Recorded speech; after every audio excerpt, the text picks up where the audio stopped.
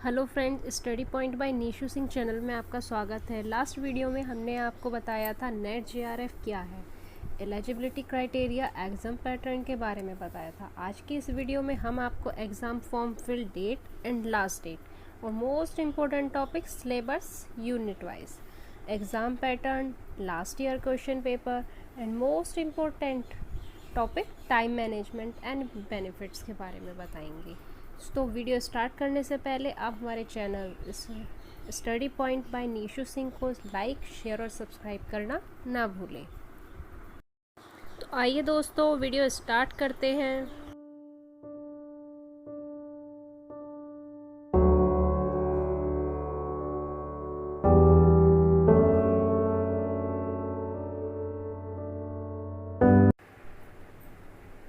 Net JRF exam pattern.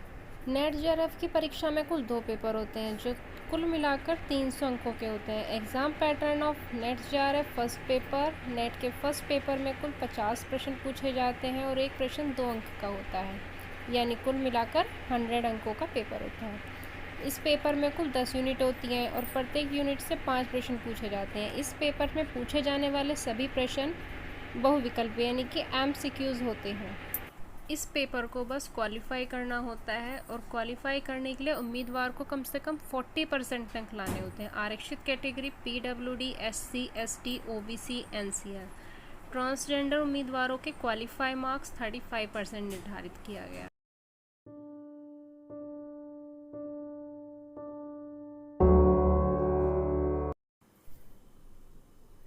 प्रत्येक विद्यार्थी के चुने हुए सब्जेक्ट के अनुसार ही उसका नेट जेआरएफ का सेकंड पेपर होता है। इट मीन्स ये अपने सब्जेक्ट के अकॉर्डिंग ही अपना सेकंड पेपर चूज़ करते हैं। फॉर एग्जांपल, अगर कोई स्टूडेंट हिस्ट्री में है तो वो हिस्ट्री चूज़ कर सकता है, या फिर वो कंप्यूटर साइंस का है तो वो कंप्यूटर साइंस चूज़ कर सकता है। सेकंड पेपर में चुने हुए सब्जेक्ट से कुल 100 क्वेश्चन पूछे जाते हैं और एक क्वेश्चन 2 मार्क्स का होता है, तो अर्थात कुल 200 अंकों का दूसरा पेपर होता है। इस पेपर में भी सभी प्रश्न बहुविकल्पीय मीन्स MCQs ही होते हैं। नेट जेआरएफ सिलेबस, चूँकि नेट जेआरएफ के सेकंड पेपर में विद्यार्थियों को अलग अलग सब्जेक्ट चुनने का अधिकार दिया गया है, इसलिए उन सभी 81 विषयों का सिलेबस यहाँ विस्तार से बताना संभव नहीं है, इसलिए हम केवल पहले पेपर के सिलेबस के बारे में बताया है। सो दोस्तों, वीडियो बिल्कुल भी स्किप ना करें, वीडियो पूरी देखें और हमारा channel study point by Nishu Singh को लाइक, शेयर और सब्सक्राइब भी करना ना भूलें। Net JRF first paper syllabus. Net के पहले पेपर में कुल 10 यूनिट होते हैं, इसलिए नीचे हमने यूनिट के हिसाब से सिलेबस बताया। Unit 1 teaching aptitude, research aptitude, comprehension, communication, mathematical reasoning and aptitude, logical reasoning, data interpretation, information and system communication technology, people development and environment, higher education system. ये सभी यूनिट्स, ऐसा कुछ भी नहीं है इसमें कि जो आप लोगों ने पहले कभी ना पढ़ा हो।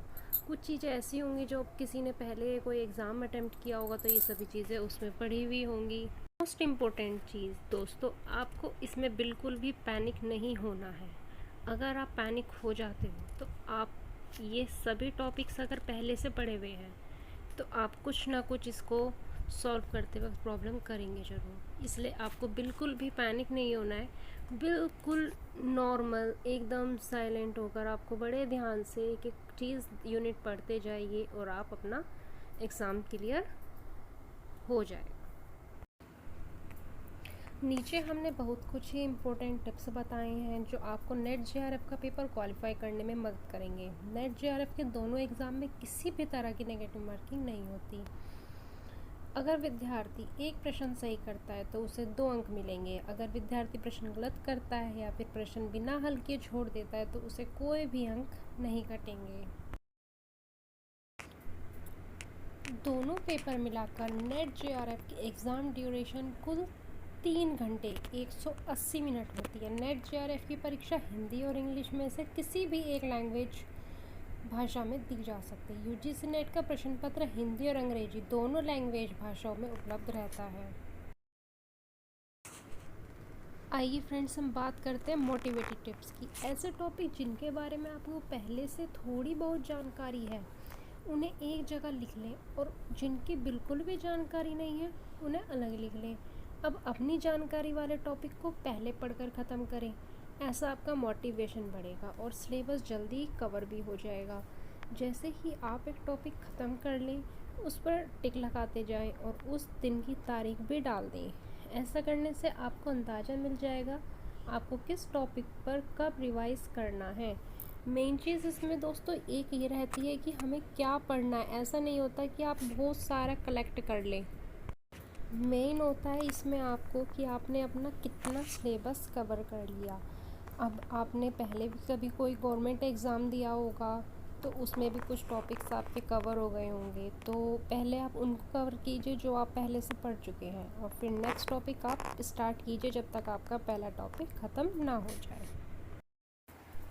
सबसे मेन चीज़ होती है फ्रेंड्स नोट्स। बिना नोट्स बनाए किसी भी एग्ज़ाम में सफल नहीं हुआ जा सकता। नोट्स में सभी इम्पोर्टेंट चीज़ों को लिखें और उसे समय समय पर रिवाइज़ करना बिल्कुल भी ना भूलें। जिस दिन आपने जो टॉपिक रिवाइज़ किया है उसकी डेट भी डाल दें ताकि आपको पता चल सके कि इस टॉपिक को फिर से कब रिवाइज़ करना है। लास्ट ईयर क्वेश्चन पेपर अपने पढ़े गए टॉपिक के अकॉर्डिंग से पिछले साल के प्रश्न पत्र में पूछे गए प्रश्नों का जरूर हल करें। पिछले साल का पेपर हल करते वक्त अपने साथ एक वॉच भी रखें और ये देखें कि एक प्रश्न को हल करने में आपको कितना समय लग रहा है। साथ में घड़ी रखना इसलिए ज़रूरी है क्योंकि परीक्षा में एक निश्चित समय के अंदर ही पेपर हल करना होता है। अपने पेपर हल करने की टाइमिंग को धीरे धीरे बढ़ाने की कोशिश करें, यानी कम समय में पेपर हल करने की कोशिश कर सकें। आज की वीडियो का फ्रेंड्स लास्ट और most important topic time management. एक विद्यार्थी के लिए टाइम मैनेजमेंट करना बहुत ज़रूरी होता है ताकि वो धीरे धीरे और एक साथ सभी विषयों को लेकर चल सके। टाइम मैनेज करने के लिए सबसे पहले अपने सोने और जागने का समय निश्चित करें और कम से कम 7 घंटे की नींद जरूर लें। प्रतिदिन 6 से 7 घंटे पढ़ने की कोशिश करें और इन्हीं 6 से 7 घंटे में रिवीजन के लिए कम से कम 2 घंटे ज़रूर निश्चित करें। एक समय पर एक ही टॉपिक पढ़ें और एक टॉपिक ख़त्म करने के बाद ही अगले टॉपिक पर बढ़ें। तो फ्रेंड्स आज की ये वीडियो यहीं पर फिनिश करते हैं। उम्मीद है आपको नेट जेआरएफ के बारे में सब कुछ अच्छे से समझ में आ गया होगा। सो प्लीज़ हमारा channel study point by Nishu Singh को लाइक, शेयर और सब्सक्राइब करना ना भूलें। Thank you, have a nice day and best of luck for your net JRF.